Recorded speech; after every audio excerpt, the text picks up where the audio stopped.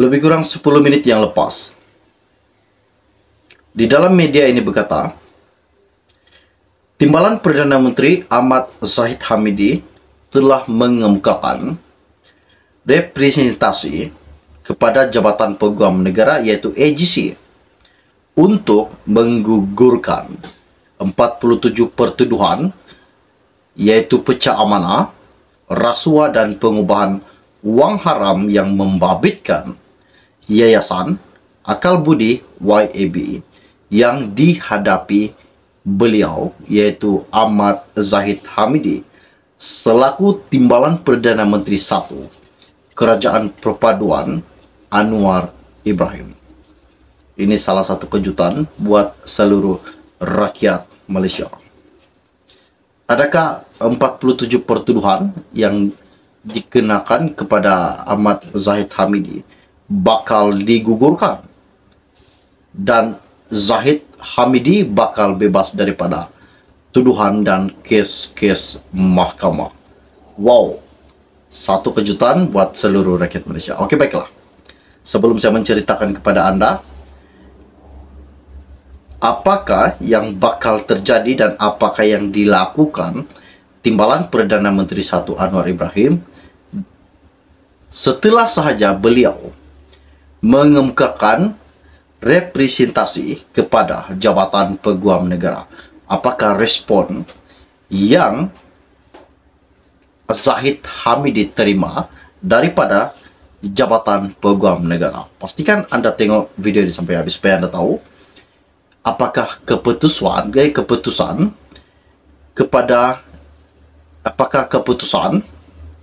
Jabatan Peguam Negara berkaitan dengan penghantaran dan Zahid Hamidi telah mengemukakan representasi kepada Jabatan Peguam Negara iaitu AGC.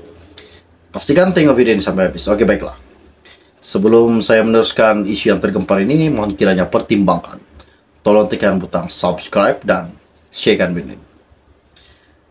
Baru-baru ini di dalam media ini mengatakan Peguam Zahid iaitu Hamidi Muhammad Noor yang juga selaku Peguam Ahmad Zahid Hamidi telah pun memohon Hakim Mahkamah Tinggi Colin Lawrence Square yang kini Hakim Mahkamah Rayuan untuk menangguhkan prosiding sementara menunggu keputusan Peguam Negara Idrus Harun berhubung representasi tersebut.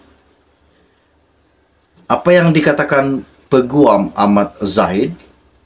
Beliau telah menulis surat representasi pada Januari dan beliau telah menghantar kesinambungan dan representasi baru dengan beberapa fakta dan bukti baru berhubung pertuduhan kepada AGC pada Februari lalu.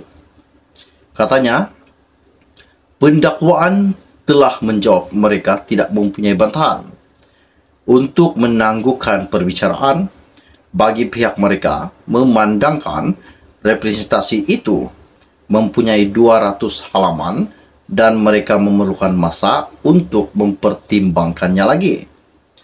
Ahmad Zahid juga selaku Menteri Kemajuan Desa dan Wilayah berdepan 47 pertuduhan iaitu 12 bagi kes pecah amanah, 8 kes berhubung dengan rasuah dan 27 kes pertuduhan pengubahan wang haram membabitkan puluhan juta ringgit iaitu dana milik YAB.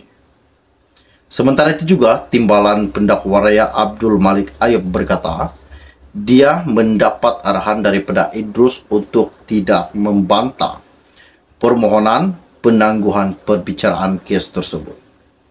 Katanya dalam surat representasi itu yang dikemukakan kepada kami terdapat beberapa peringkat iaitu pertama, pada Januari, kemudian pada 14 Februari ada beberapa dokumen diserahkan kepada kami yang kesemuanya lebih 200 muka surat.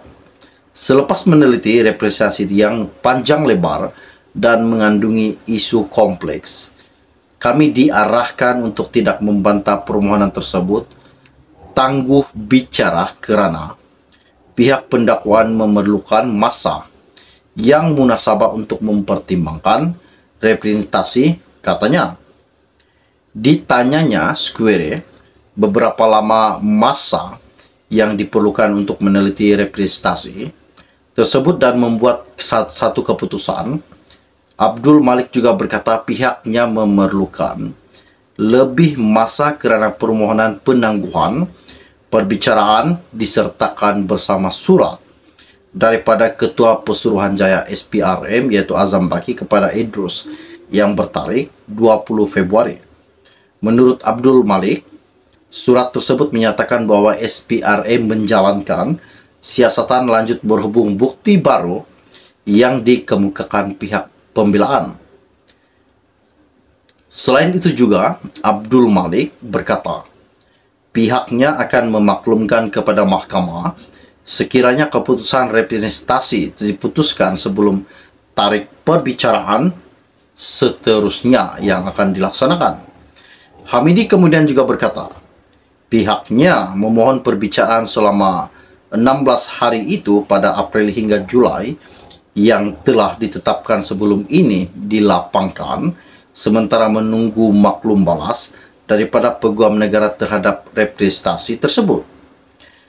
Square membenarkan perbicaraan kes pada hari tersebut ditangguhkan dan melapangkan tarikh perbicaraan pada April hinggalah Julai. Mahkamah juga mengekalkan tarikh perbicaraan pada Ogos iaitu 1 hingga 3, 7 hingga 10 dan 21 hingga 24, manakala tarikh baru perbicaraan ditetapkan pada 4 hingga 8 September, 30 dan 31 Oktober, November pada 13 hingga 17 dan 20 hingga 24, manakala Disember pada 11 hingga 15. Ahmad Zahid yang berpakaian sut hitam tiba di mahkamah pada jam 9 pagi tadi. Perbicaraan kini di peringkat pembelaan. Pihak pembelaan setakat ini telah memanggil 6 saksi termasuk Ahmad Zahid sendiri untuk memberikan keterangan. Seperti yang dikatakan di dalam media ini, Ahmad Zahid telah meminta dan mengemukakan representasi untuk menggugurkan 47 kes yang telah dihadapi beliau.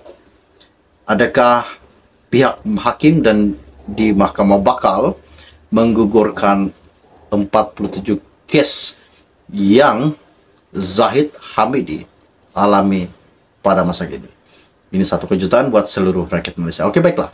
Sebelum Anda meninggalkan channel ini, jangan lupa pertimbangkan, tolong tekan butang subscribe dan share video ini.